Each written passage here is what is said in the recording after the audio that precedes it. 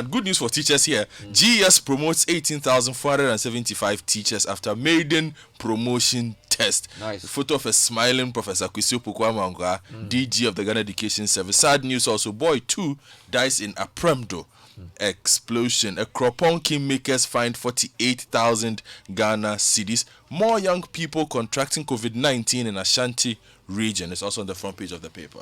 Now, the Ghanaian Times, 70,000 free masks for Accra to enable residents comply with mandatory mask wearing directive. Yay! Asante Hene marks 70th birthday anniversary. Please, Zoom Lion launch fumigation of police facilities nationwide. And we deserve to be in the category of frontline professionals, registered midwives to the government. Front page of the Daily Guide newspaper. Killer fetish priest escape from Suhum. Otumfo is my advisor, says the Vice President Baumia. NDC runs from Peace FM, and First National Bank Ghana buys GHL Bank. Now, the Chronicle, wedded wife plot with boyfriend to kill husband. Assassin mistakenly calls police commander for the deal, and they've been arrested. I almost said something, but I'll keep quiet. Right. Otumfo is a national asset. Vice President Baumia pleased to recall recruits after disinfection exercise, and NPP donates food, cash to Sharabutu Muslims. Front page of the Daily Statesman. Rush to show creativity. Ghana Standards Authority demands COVID-19 innovations meet standards. NDC suspends Alote Jacobs over anti-party conduct. Koko Anyudo hold the next target. Now, the New Crusading guy says NDC runs from Peace FM. It has a picture of Sami Jemfi, the NDC National Communication Officer. 4 Ekwapim chiefs sentenced for defying ban on public gatherings. Disinfection saga at Kotoka International Airport. Ghana Airport Company Limited fights back. Says it has no contract with LCB. And COVID-19, Chinese nationals donate to orphanage. Front page of the ABC News. General Mosquito sweats over Mahama running mate short list. Photos of Samuel Sapon, Alex Mode, and Joshua Alabi. COVID-19 has thrown government's revenues out of the window, says the president. And Chairman Kokofu confirms Bantama MP's assault on delegate. Now, the business finder, vegetables, fruits, businesses lose over $1 million due to impact of COVID-19. We'll tell you more later on the show. Distributors caution increase in prices of steel products. That is the iron rods issue we've been talking about this week. And EcoBank, GCB, others post impressive results. Front page of the BNFT. Coronavirus casts grimmer outlook for informal sector as it records lowest share of GDP in 6 years. And in energy, tier 2 pension would better serve COVID-19 relief for workers. Now, if you check the Daily Post, Mahama extols Asante Hene on his 70th birthday. Cooking of economic figures, Akufo-Addo and Cabal failed to respond to Adongo, and NDC suspends Alote Jacobs. CitiNewsroom.com, the lead story there, Ghana's COVID-19 case count rises to 3,091 as Bono region records first case. Also, NDC criticism of energy sector is out of unconscious incompetence. This is Gideon Boako. Meanwhile, Adabraka youth vandalized police station, accused officer of causing death of their resident, and Mahama petitions CID over Abronya DC's alleged assassination claims. Also, fast tracking of coronavirus vaccine approval, uncompromised safety. This is the FDA speaking on point of view. CityBusinessNews.com. Advertisers Association of Ghana lament impact of COVID-19 on members. Meanwhile, hoteliers unsure of complete shutdown of COVID-19 or complete shutdowns. COVID-19 slows down business. And WAPCO to undertake 10-hour shutdown of their Tema site. Let's go to myjoyonline.com. Health Ministry investigation reveals hoarding and illegal sale of PPEs. Meanwhile, vice chancellors could become puppets of politicians under public universities bill. This is former university VC. And police give chief 48 hours to produce banished boy. And of course, the other story, Ghana's confirmed COVID-19 infections. The number is 3,091. That's the lead story for Star FM as well. Ghana's case count now 3091. Other stories, Nook's honest Kwabena Dufour for quote, tremendous contribution to youth development, unquote. Meanwhile, Kufuor's BBC interview is here. Africa facing triple jeopardy. And 2-year-old boy burnt to death in fire outbreak. BBC, UK cabinet to consider next lockdown steps. That's a big story there. Meanwhile, in Venezuela, U.S. citizen confesses over failed coup and hundreds injured and 8 dead in India gas leak. Let me take you to allafrica.com for a few Africa stories. Worry as floods ravage East Africa. Also, Zimbabwe government reinforces ban on second-hand clothing.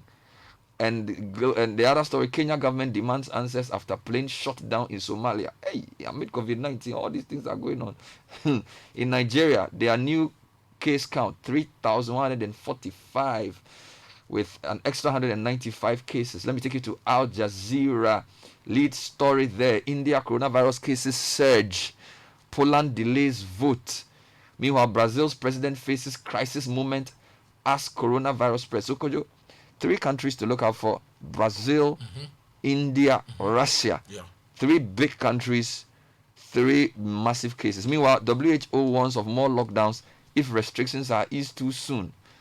Gosh, I need good news from somewhere. Where am I going to get it from? Okay, South China Morning Post. China's exports in surprise jump in April, but imports tumbled. That's the closest I could get to something to make people smile. So let's start with Ghana's case count, because I think that story, a lot of people slept not knowing that we had moved up a bit. Start with that one. If you go to citinewsroom.com, the story is there. It's on the dashboard, and there are the details written by Daniel Anaba. It says Ghana's COVID-19 case count has increased to 3,091. This comes after 372 new cases were recorded from various parts of the country. Don't forget, the last jump was 550, but this is 371. The Bono region has also become the 13th of the country's 16 regions to record a case. Kojo is not happy. The case in the Bono region was detected in the Jama North district. These developments were contained. When? These developments were contained in the latest update on the Ghana Health Service website on May the 7th. According to the Ghana Health Service, a total of 137,924 tests have been done so far. The updates also added that the number of recovered persons had increased to 303 from 294. So that's an increase of around 7 or 8. Breakdown: Greater Accra region remains top. What about the deaths? The death is still 18. 18. Yes, we have forbid nobody's dying again. The Greater No, Accra. but if you look at the Ashanti, There was a death had come, reported. There was a death reported. Well, it's not yet here. As you know, that for example, the cases in Volta region last week 30. It took a few days for it to show. The Greater Accra region 2579, Ashanti 165, Eastern 95, Western North, guys, Western North 56. Western North was in single digits a few days ago. It's now 56. Central region 50, Western region 32, Volta 30. Upper, funny thing. So Upper East, Upper West, and Northern, who had cases much earlier than these regions, are still pretty low. Upper East 26, Upper West 19, Northern 13, with some recoveries as well. Northeast 2, Bono region 1. So now there are 3 regions standing. Savannah region 0, Ahafo region 0, Bono East region 0. All right, so Kojo, and then of course the graphs show what they would show. That's the big story in terms of the numbers. Since we are on this, let me just give you a couple of stories around COVID. So okay, then I also have the Ashanti region story. Let me go there whilst Yes, you go also there, find your and then we'll story. talk about the So health let me tell you minister. about the Ashanti region, where on page 13 of the daily graphic it says that more young people contracting COVID-19 in Ashanti region. The Ashanti region has recorded the youngest coronavirus disease confirmed patient, as the figures in the region soared by 10 more to 163 in 1 week. The youngest is a 10-year-old patient whose case has been confirmed, while the oldest patient is 83 years. 10 years old. At the weekly media briefing, the Ashanti Regional Director of the Ghana Health Service, Dr. Emmanuel Tinkran, said of the number of confirmed cases, 44% were aged between 10 and 29 years, an indication that they believe that the virus thrived more in older people than in the youth was a myth. Given a breakdown of the 44% of the cases were between 10 and 29 years old. yes. Wow. Giving a breakdown of the cases in the region, Dr. Tinkran said 17 of the 43 districts in the region have so far recorded cases of the disease, with Obuasi assuming the reputation as the epicenter of the COVID-19 in the region, having recorded 47 cases. Now, on high-risk groups, as a first measure, he said there will be mass screening of people considered as the high-risk group, people who come into contact with many people in a day, including traders and drivers, to be able to do a lot more testing for possible isolation of those who would test positive. He said the service was also to scale up its routine surveillance to be able to track and deal with all persons who might be carriers of the disease but might not know it. So far, 817 contact tracings had been done, with 763 discharged. Still on COVID-19, a few quick stories. Health Ministry investigations reveal hoarding and illegal sale of PPEs. This was on citinewsroom.com. The story is on myjournalline.com. An investigation conducted by the Health Ministry has revealed that some people have been hoarding government-procured personal protective equipment in certain parts of the country. Addressing the concern of health workers at the Greater Accra Regional Hospital, Health Minister Kuku Ajimamenu described the act as illegal. He actually used the word naughty. He noted that the actions of the unscrupulous people have prevented several health workers from having protective suits as the country combats the deadly virus. Have they been caught? He says, as part of efforts to curb the illicit act, his outfit will now engage directly with the facility to supply them with a product devoid of institutionalized channels. If health centers call on us to tell us that they still have not received their PPEs, we do not go through the channel. We move straight to either the region or district with the PPE. Now, reacting to the hoarding, General Secretary of GMA, Justice Jansen, said, in any human endeavor, there are people who would want to take advantage of the system. However, the state of global emergency is not, with the state of emergency, this is not the best time for such things. Well, yesterday, one of the biggest conversations we had on both radio and TV was the hospitality industry and how they are suffering. Yes, sir. Now, vegetables, fruits businesses are also suffering. And they've lost over $1 million due to COVID-19. Hey. Now, Isaac Adu writes for the Business Finder that restrictions imposed on movement and the ban on flights out of Ghana in the bid to contain the spread of the COVID-19 pandemic have culminated in heavy losses in excess of $1 million within a month to players in Ghana's agribusiness industry. Wow. During and after the partial lockdown, actors in the production, processing and distribution of fruits, vegetables, poultry products and other crops have been hardly hit. The industry is bleeding from the unpaid cost of production, storage, processing, packaging and transportation of fruits and vegetables meant for export, as well as the local market. President of the Vegetable Producers and Exporters Association, Mr. Felix Kamasa, told Business Finder cartons of fresh vegetables and other fruits bound for the United Kingdom and Europe could not leave the Car International Airport since there were no flights available. Now, according to VAPAC and the Chamber of Agribusiness Ghana, challenges of farmers have been aggravated by the COVID-19 crisis. Chief Executive Officer of the Chamber, Mr. Anthony Morrison, told the Business Finder COVID-19 has deepened their financial challenges since their markets have been thrown into confusion. And he goes on to say that hotels, restaurants and supermarkets are major recipients of fruits and vegetables from farms across the country. And because of COVID-19, the You see the partial link? lockdown, the hotels... So you see, yesterday, the link between funerals and textiles. So the link between hotels and vegetables. Yeah. Another one, Advertising Association of Ghana laments impact of COVID-19 on members. This is citibusinessnews.com. Nete reports that the AAG says the industry has taken a hit in the wake of COVID-19 pandemic. Although some areas of the industry have experienced good results, the association says other areas have been hard hit. And Mr. Francis Dazi and co were interviewed. In a statement, they said, in view of this, several prominent events and conferences are being cancelled or postponed in an effort to protect the health of their employees and as a precaution on suggested travel restrictions. Also, existing contracts with businesses for the management of the advertising budget for 2020 fiscal year may be terminated or renegotiated for the simple reason that production has gone down, thereby impacting negatively on revenue as consumption and patronage has gone down. This obviously demands, and this is true, because once the companies are not sure people are coming to buy, their impetus to advertise reduces. And once the advertising agencies and the companies there can't produce these adverts, we also inevitably suffer as media. So it's actually like a what do you call it, a domino effect.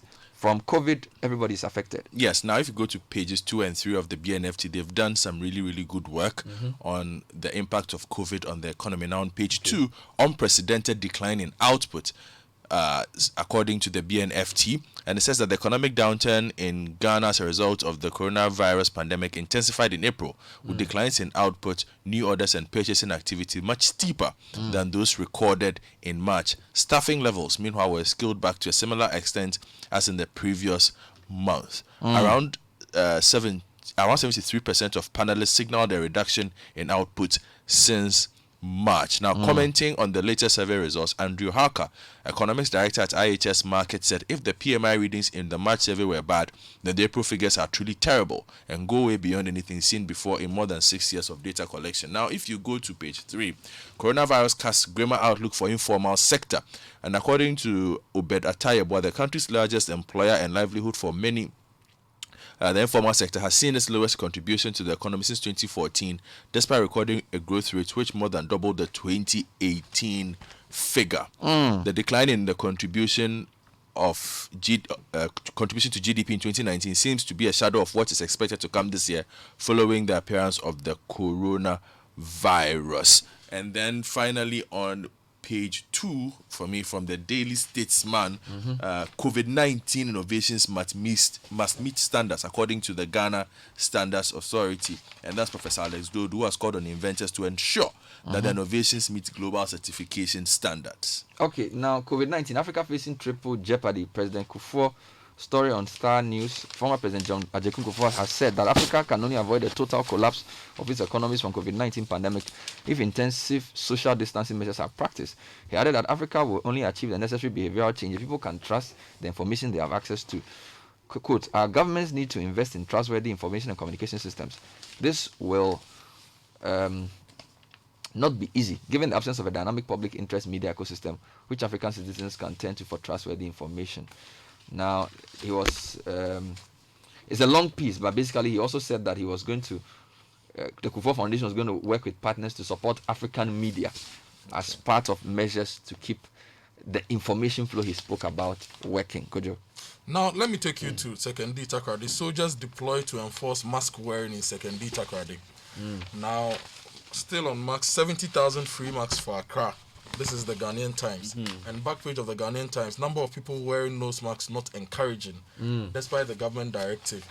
Now, the Chronicle says the Second D Takrady Metropolitan Assembly task force has deployed security personnel from the police and military to enforce the compulsory wearing of face masks in the metropolis to stop the spread of the pandemic. At the Black Market area around Market Circle, Second D Taxi Rank and Jubilee Park, among other places, the security personnel were seen enforcing the directives by politely asking shoppers, passengers and drivers to wear the face mask. But on the same page, let me give you the lead story for the Chronicle. Wife plots with boyfriend to kill husband. Forgive. The story by Richard Oswe Chow in Kumasi says, the Menchia Divisional Police Command in Kumasi has arrested a wedded wife and her boyfriend for plotting to kill the former's husband, with whom she has 3 children. The cover of the suspects, Mavis Brepo, 27, and her lover boy, Patrick Asari, 50, was blown when Patrick Asari, whilst dialing the telephone number of the would-be assassin to execute their plans, mistakenly called the number of the Menchia Divisional Commander of Police. There is a God. Who said God no day? Sibor, Wait, the woman is how old? 27. And the boyfriend is how? 50. So is that a boyfriend or a sugar daddy? Let's just be clear here. But you go. I mean, how can you 27? Is that sugar daddy matter? Anyway, go on. You want to call the so police? you wanted to call the assassin, Yes, and rather call the police commander. and the police kept quiet and listened. Yes. Said, Now, speaking at a media briefing in listen, I Kumasi, mean, sure. ACP Boa said upon the receipt of the call, he quickly realized the intention of Patrick Asari and therefore feigned interest in the deal. Thank you. The suspect then offered him 100,000 Ghana cedis to right. execute Sugar the daddy. illegality, which is killing the husband of the girlfriend, David Gato, who is 52. Oh, yeah. ACP Kwesiboa said he quickly deployed undercover investigators and detectives to talk to the suspect. Quickly. Yes. And ACB Boa revealed that it took the police about 3 to 4 weeks to lure the suspect into their fold from his base in the eastern region. That's a good story. So he's They've been done arrested, well. yeah. They've done well. No, this is awesome. They've done well. This is really great. So what's the name of the guy? ACP what? ACP Kwesiboa. Well, Wow. but let's do some quick politics. Alute Jacobs is trending everywhere. NDC has fired him. Suspended Uncle Alute. Yes, that story is everywhere. Actually. Yeah, Statesman page 2. NDC suspends Alute Jacobs over anti-party conduct. After several attempts to gag him from speaking on issues of national interest, the NDC has finally kicked out its former Central Regional Chairman, Bernard Alute Jacobs, from the party. A letter addressed to Mr. Alute Jacobs and signed by the party's National Chairman, Samuel Ofosu-Ampofo, said the Functional Executive Committee, acting on behalf of the National Executive Committee of the party at its meeting held on Wednesday, the 6th of May, has suspended you forthwith as a member of the party. Okay. So the story is everywhere, and the other issue is The New Crusading Guide is also reporting that the NDC is running from Peace FM. they've boycotted. Yes. Yeah, they said they won't let their people go there. Yes. That story is related to Alete Jacobs actually. Yes, it's related to Alete Jacobs. Now, the story says the opposition NDC has boycotted the Kukuruko morning show hosted by Kwame Sefakai on Peace FM. A statement signed by Sami Jemfi, communications officer of the party, said the decision has been occasioned by the unfair paneling system that the production team of that program has continuously foisted on the NDC. Boycotting. Meanwhile, former President John Mahama has lodged a criminal complaint against the MPP's Bono Regional Chairman Abronya DC. Now, Mr. Abronya DC is said to have alleged in a recording on the 2TV that there was a plot by the former president and the NDC to assassinate him and other members of the MPP. He reportedly said some MPP personalities will be assassinated by the NDC hirelings doing the bidding of the former president. Mr.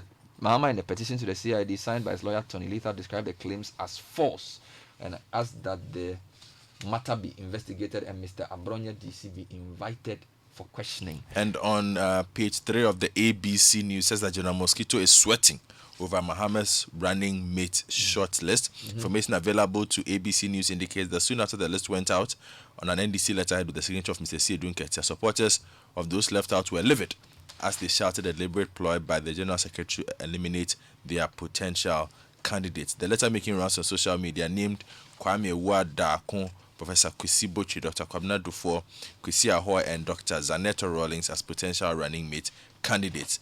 A section of the Ashanti bloc within the party cannot fathom why Alex Mood and Samuel Sapon have been sidelined when the two possess the requisite qualities needed to partner Mahama in the upcoming Let me election. give you one quick story from All Africa. It says, worry as floods ravage East Africa. It says, excessive rains are raising fears of a looming food shortage following the destruction of farmlands by floods, which have ravaged the region for more than 2 months now. The region is already battling to contain locusts, which pose a threat to agriculture. Several people have been left dead and thousands displaced after the bursting of the river and lake banks. This looks like Egypt and Moses and the 10 plagues. So, Charlie, I mean, for example, in Kenya, declare floods national disaster. Leaders say political leaders from the Nyanza and western regions are pressuring the government to declare the ongoing floods as a national disaster. You know, crops washed away in Gatibo, Nyagatare district as Ruwongingo Dam is flooded. You know this place is better than I do. Yeah, the Nyanza region is the stronghold of Raila. Charlie, plenty things. Meanwhile, they are saying that the lockdown and floods have disrupted the fishery sector in East Africa and plenty things in that part of the continent. Then, India coronavirus cases surge. I mean, Al Jazeera now. Poland delays vote. Brazil's health minister says for the first time that lockdowns may be needed to contain virus amid record high infections and deaths. This guy was 1 month ago. He didn't listen. Now, in and other stories, globally, 3.7 million people, more than 3.7 million people have been confirmed infected with the coronavirus. More than 260,000 have died, according to Johns Hopkins. Meanwhile, in Germany, they are making plans to reopen. Football is coming back this month. Hooray! I saw the plans. Powerful. 2. So, in fact, that's the good news. It's costing each club 2.2 million. It doesn't matter. The fact that we can even get something to watch, something small, football made in Germany. The rest of Papa. That was the newspaper review. Coming up next is the City Business News. This is the City Breakfast Show.